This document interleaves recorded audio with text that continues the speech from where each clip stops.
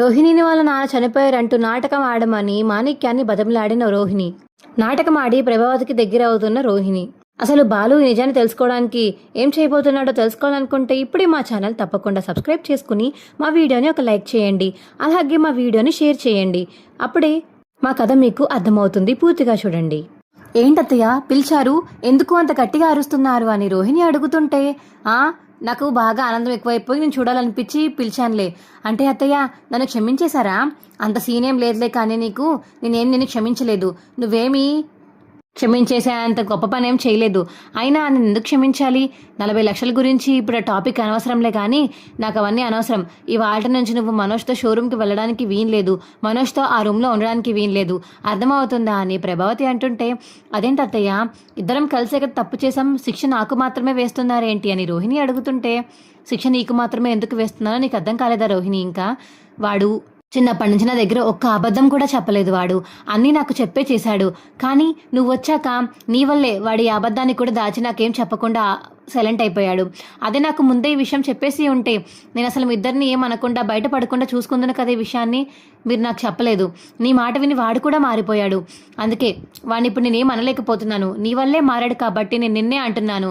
పైగా నువ్వు మలేషియా నుంచి మీ నాన్నగారు 40 లక్షలు వాడి అకౌంట్లో వేశారని అబద్ధాలు చెప్పావు కాబట్టి నాకు ఇంకా నీ మీద కోపం పోలేదు.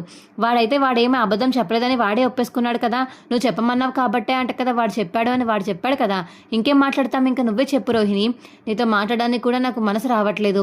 నువ్వు చేసిన మోసానికి, నేను నీ మీద చూపించిన ప్రేమకి బాగా బుద్ధి చెప్పావులే అని ప్రభావతి అంటుంటే, అయ్యో అత్తయ్య నేను మీ కొడుకు కోసమే చేశాను అత్తయ్య, ఇంక చాలు రోహిణి, ఏదో వాడు పెద్ద బాగుపడ్డు అన్నట్టే మాట్లాడుతున్నావేంటి? ఆ 40 లక్షలు కానీ మాకు వచ్చుంటే మేము కూడా వాడికి సగం మొత్తం ముగ్గురికి 3 వాటాలేసి ఇచ్చేవాళ్ళం కదా. కానీ మొత్తం వాడే తీసుకుని ఇవాళ ఏమైంది?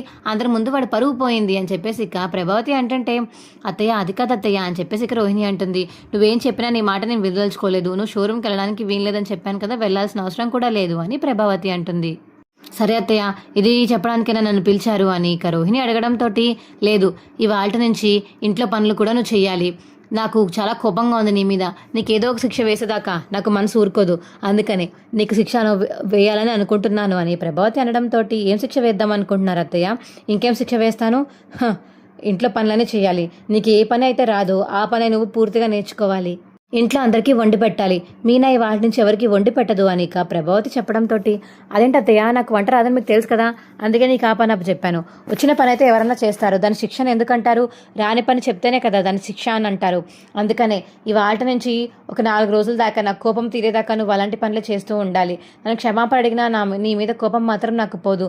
నువ్వు మాత్రం ఖచ్చితంగా ఇవాళ రేపు నా కోపం తగ్గేదాకా టిఫిన్ వేసి, కాఫీ తెచ్చి, అన్నం వండి, కూర వండి, ఇల్లు తుడిచి, గిన్నెలు తోమి, బట్టలు ఉతికి ఇవన్నీ నువ్వే చేయాలి అని ఇక ప్రభావతి చెప్పడంతో, అమ్మ బాబోయ్ అన్ని పనులే అని ఇక రోహిణి అయితే షాక్ అయిపోయేలా చూస్తూ ఉండిపోతుంది ప్రభావతిని.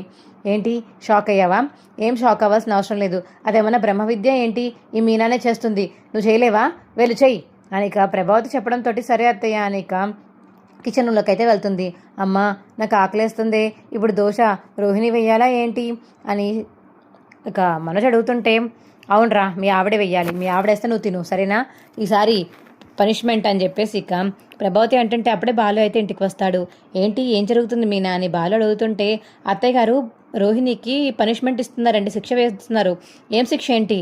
అదే ఇంట్లో అందరికీ వండి పెట్టాలంట, అందుకని ఆవిడ వంట మనం తినాలంటండి, అదే పనిష్మెంట్ అంట, మనందరికీ కూడా పనిష్మెంట్లా లేదు అని ఇక మీనా అంటుంటే, ఇది మరీ బాగుంది లక్షావతి, నీ కోడలు వంట నువ్వే తిను, ఆ పనిష్మెంట్ తనకు కాదు మాకులా ఉంది. తను చేసిన వంటలు కానీ మేము తిన్నామంటే మేము హాస్పిటల్ పాలవుతాం. అయినా ఇదంతా అనవసరంలే, కానీ మా మీనా మాకు వండి పెడుతుంది. రోహిణి మీద కోపం ఉంది నీకే కాబట్టి నువ్వే రోహిణి వంట నువ్వు తిను. ఇదిగో నీ కొడుకున్నాడు కదా, నీ చేతకాని కొడుకుతో కూడా నీ కోడలు వండిపించిన వంటలు తినిపించు, నాకు అనవసరం. నేను మాత్రం మీనా వండిన వంట మాత్రమే తింటాను.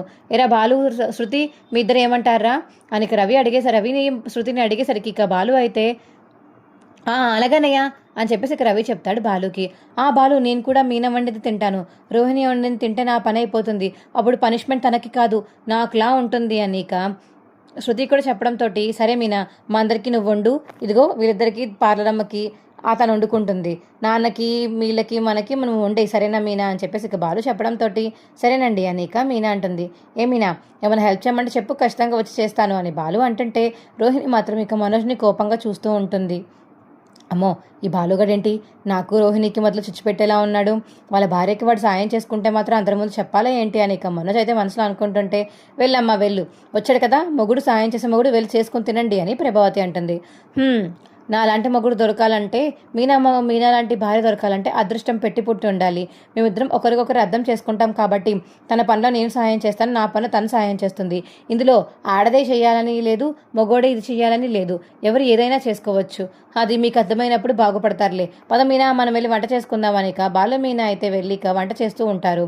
ఇంకో పక్క రోహిణి కూడా వీరిద్దరికి వండి పెట్టడానికి ఇక చట్నీలు అవన్నీ చేస్తూ ఉంటుంది. ఇక చేసి ప్రభావతికి మరియు మనోజ్కి తీసుకొచ్చి మాడిపోయిన దోశలు అయితే ప్లేట్లో వేసి తీసుకొస్తుంది. ఇదేంటి ఇలా మాడిపోయింది? సర్లే, మాడిపోయినాయి, ఒక సైడ్ బాగానే ఉంది కదా, అది తిందామని ఇక చట్నీలో ముంచుకుని నోట్లో పెట్టుకుంటాడు మనోజ్ అయితే. ఇక కారం, అబ్బా కారం కారం అని గట్టిగట్టిగా అరుస్తాడు మనోజ్. అవునా, కారమా? ఏంట్రా అంత కారంగా ఉందా? చట్నీ అంత కారంగా ఉండడం ఏంటి అని ఇక ప్రభావతి కూడా దోశ ముక్క విరుపుకుని ఇక చట్నీలో పెట్టి తినడంతో, అమ్మో కారం, ఇది కారమా, ఇంకేమైనా నా గుడ్డు కారం వేసావా ఏంటి ఈ వంటలో అని చెప్పేసి ఇక పక్కన గ్లాస్ వాటర్ మొత్తం తాగేస్తుంది ఇక ప్రభావతి. అది చూసిన మరి రవి, శృతి, బాలు, మీనా ఫుల్గా నవ్వుకుంటూ ఉంటారు. చెప్పాను కదా, పనిష్మెంట్ తనకు కాదు మీకు అని, అందుకే మేము తిన్నాం చెప్పాము, బాగా తినండి సరేనా అని చెప్పేసి ఇక బాలు చెప్పేసి ఇక మీనా అయితే అందరి కోసం ఇంకా టిఫిన్ వంటలు చేస్తూ ఉంటుంది.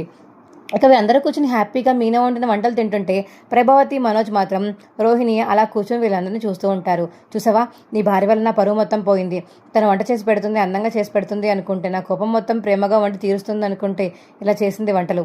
తినలేక చచ్చానురా, ఏ వంటలరా బాబు ఇవి అని ఇక ప్రభావతి అయితే మనోజ్ని అంటుంటే, నువ్వు మాత్రమే ఏంటమ్మా, నేను కూడా తిన్నాను కదా మాడిపోయిన దోశ, తినకుండా ఉంటుంటే బాగున్ను, నా పొట్ట చాలా దారుణంగా ఉంది. ఇప్పుడు వాళ్ళు తినడం చూస్తుంటే వాళ్ళ టిఫిన్ నేను తీసేసుకుని తినాలనిపిస్తుంది. పూరి కుర్మా చేసుకున్నారమ్మ వాళ్ళు, నాకు చాలా ఇష్టం అమ్మా అని ఇక మనోజ్ అంటుంటే, రే కక్కుర్తోడా, కక్కుర్తి పడకరా, మళ్ళీ చేస్తుంది కదా ఎలాగో వచ్చే వారం, అప్పుడు తిందు కానిలే, అప్పుడు దాకా ఉబ్బుకు పట్టు అని చెప్పేసి ఇక ప్రభావతి చెప్పడంతో, ఏ పోమ్మ నేను తినేస్తాను అని ఇక ప్రభావతిని పక్కకి గెంటేసి ఇక మీనా వండిన వంటలు అయితే తినేస్తాడు ఇక మనోజ్. వీడికి పరువు ఏమీ లేదు, నేను ఇవ్వేంటి ఇక్కడ ఉందో, నువ్వు కూడా వెళ్ళి తిను అని ఇక రోహిణిని అంటుంటే ప్రభావతి, లేదత్తయ్య నేను తినను, మీరు తినలేదు నేను కూడా తినను అని రోహిణి అంటుంది. ఐస్ వేస్తూ ఉంటుంది ప్రభావతికి. ఇదిగో, నువ్వు ఇలాంటి మాటలు ఎంత మాట్లాడినా సరే నేను మాత్రం మారను, నువ్వేమీ కంగారు పడకు, అయినా నీకు తినాలనిపిస్తే తిను, లేదంటే లేదు, నేను మాత్రం తినను అని ఇక రూమ్లోకి వెళ్ళిపోతుంది ప్రభావతి. ఇక రోహిణి కూడా రూమ్లోకి వెళ్ళిపోతుంది. ఇక ఆ తర్వాత అయితే ఇక రోహిణి అయితే రూమ్లోకి వెళ్ళిపోతుంది. వెనకాతలు అయితే ఇక మనోజ్ కూడా టిఫిన్ తినేసి లోపలికి వెళ్తాడు. ఏంటి మనోజ్, ఆ మాత్రం సిగ్గు లేకుండా వాళ్ళ దగ్గర ఎంత తింటున్నావు? నేను వండింది వద్దని చెప్పి వాళ్ళ దగ్గరికి వెళ్ళావంటే అసలు నీకు నా మీద ప్రేమే లేదు కదా అని రోహిణి అంటుంటే, ఏంటి రోహిణి అలా మాట్లాడతావు? నువ్వు వండిన వంటలు నువ్వే తినలేకపోయావు, నేను ఎలా తింటాను చెప్పు? అయినా తిండి విషయంలో అబద్ధాలు చెప్పను నేను, నువ్వు కొంచెం కూడా బాగుండలేదు. ఆ మీనా చేసిన దాంట్లో 1% కూడా చేసి ఉంటే తినేవాడిని. కనీసం అందులో అసలు ఏమైనా బాగుందా? దోశ మార్చేసావు, చట్నీ కారంగా చేసేసావు, ఇంకా ఎలా తినమంటావు, ఎలా తాగమంటావు?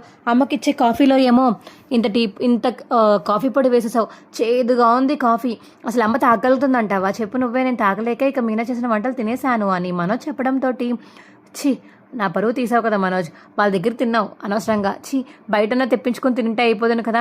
అత్తయ్య పరువు కాపాడుకోవడం కోసమని అత్తయ్య లోపలికి వెళ్ళిపోయారు, కానీ నువ్వు మాత్రం నా పరువు తీయడానికి కోసం వాళ్ళ దగ్గరికి వెళ్ళి మరీ తిన్నావు, నా పరువు మొత్తం పోయింది వాళ్ళ ముందు అనిక రోహిణి అయితే బాధపడుతుంటే, రోహిణి బాధపడకు రోహిణి, నీ పరువు ఇప్పుడేంటి, మా అమ్మమ్మను కొట్టినప్పుడే పోయింది కదా రోహిణి, ఎందుకు రోహిణి మళ్ళీ అవన్నీ గుర్తు చేసుకుంటావు అని మనోజ్ అంటుంటే, మళ్ళీ గుర్తు చేసుకోనిలే మనోజ్, అవి గుర్తు చేసుకుంటే నీ మీద కోపమే వస్తుంది.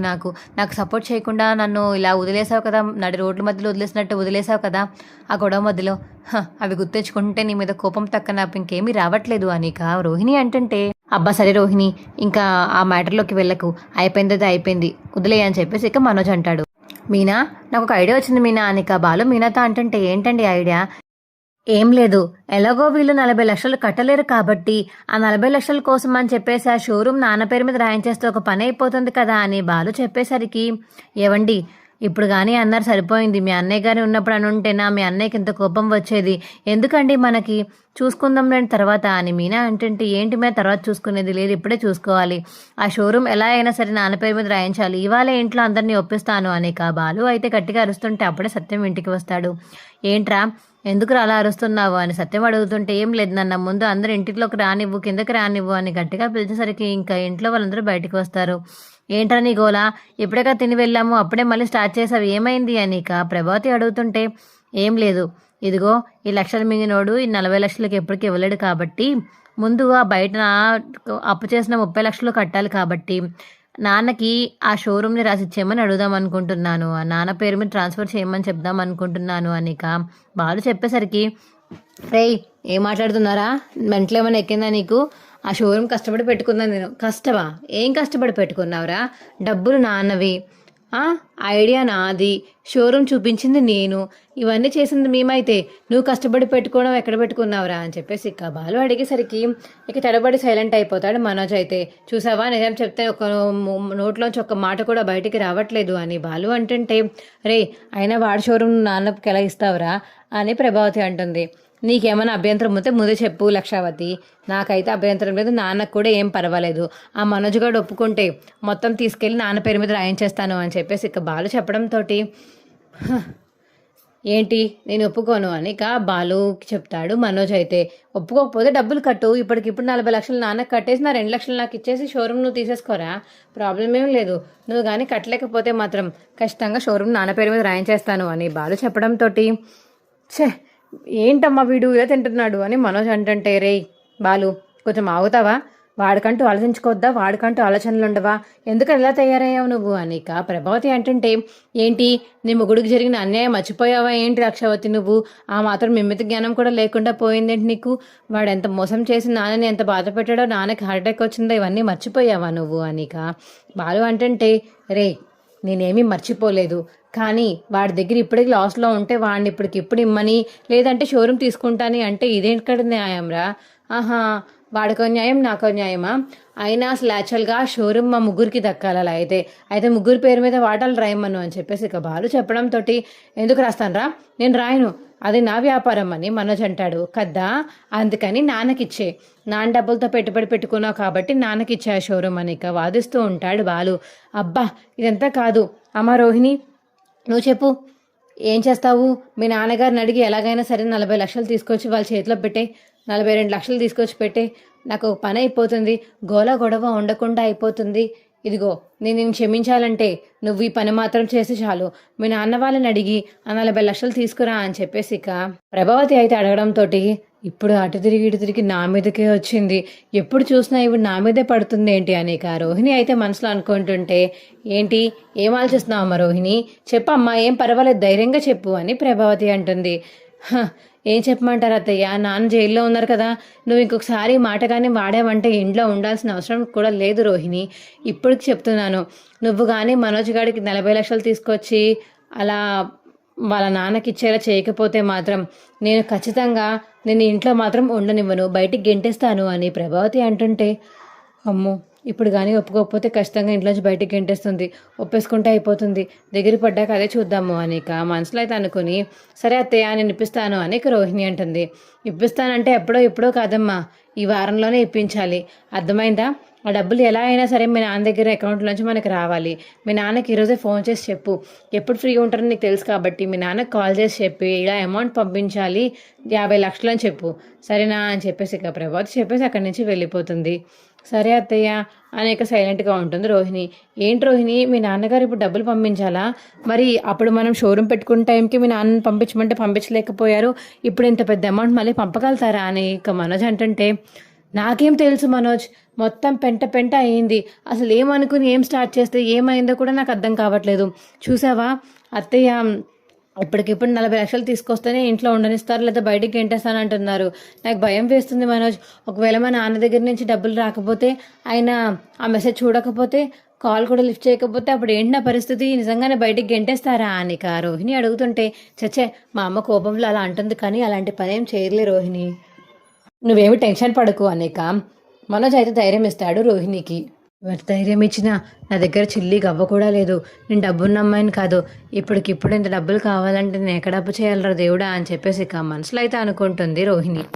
అప్పు చేయడం కాదు, ఎలాగైనా ఏదొక ప్లాన్ వేసి నాన్న లేరనో, నాన్న ఎక్కడికో వెళ్ళిపోయారనో, నాన్న ఆశలు మొత్తం పోయినాయనో ఏదో ఒకటి అబద్ధం చెప్పాలి, ముందు విద్య వాళ్ళ ఇంటికి వెళ్ళాలి అని రోహిణి అయితే విద్య వాళ్ళ ఇంటికి వెళ్ళిపోతుంది. ఏంటి ఇలా వచ్చావు రోహిణి?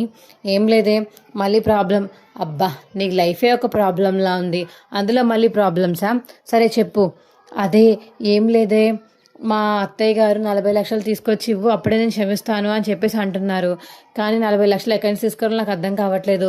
ఏదో ఒక ప్లాన్ వేసి ఎలాగోలా ట్రిక్ చేసి వీళ్ళు నమ్మించేలా చేద్దామని అనుకుంటున్నాను అని చెప్పేసి ఇక రోహిణి అంటుంటే, ఏం చెప్పి నమ్మిస్తావే, ఎద్దగానే డబ్బులు కావాల్సిందే కదా, మీ నాన్న వచ్చినా డబ్బులు తేవాల్సిందే, మీ నాన్న రాకపోయినా డబ్బులు తేవాల్సిందే, ఎలాగైనా డబ్బులు తెస్తానని సర్దుబాటు చేస్తానని మాట్లాడావు కాబట్టి ఇప్పుడు లేదంటే మీ అత్తయ్య గారికి ఇంకా కోపం వస్తుంది అని విద్య అంటుంటే, కోపం ఏమి రాదు, నేను సెట్ చేస్తాను కదా, ముందు మలేషియా మామ ఉన్నారు కదా మటన్ కొట్టు మాణిక్యం, అతన్ని ఫోన్ చేసి రమ్మను అని ఇక రోహిణి చెప్పేసరికి విద్య అయితే కాల్ చేసి ఇక మాణిక్యాన్ని ఇంటికి రమ్మని చెప్తుంది. ఏంటి మేడం మళ్ళీ ఎందుకు రమ్మన్నారు, ఏదైనా అవసరమా? అదే ఏమీ లేదు, మా నాన్నగారు చనిపోయినట్టు ఒక సీన్ క్రియేట్ చేయాలి, ఏదో ఒక పాత ఫోటో తీసుకొచ్చి మా ఇంటికి తీసుకోవాలి, నేను ఇల్లు వచ్చాక మా ఇంటికి వచ్చి తీసుకో సరేనా, మా ఇంటికి వచ్చి అందరికీ చూపించు మా నాన్నగారు చనిపోయారని, పాపం ఆస్తులు మొత్తం లేవనో లేకపోతే ఇంకా బయటకు రికవర్ అవడానికి టైం పడద్దనో ఏదో ఒక కహాని చెప్పు సరేనా అని చెప్పేసి ఇక రోహిణి చెప్పేసి ఫోన్ కట్ చేస్తుంది. ఈవిడి పని బాగుంది, అబద్ధాలు చెప్పుకుంటూ బతికేస్తుంది అని చెప్పేసి ఇక విద్యాని రోహిణి అయితే తిట్టుకుంటాడు. ఇక మన మనసులో అయితే మటన్ కొట్టు మాణిక్యం.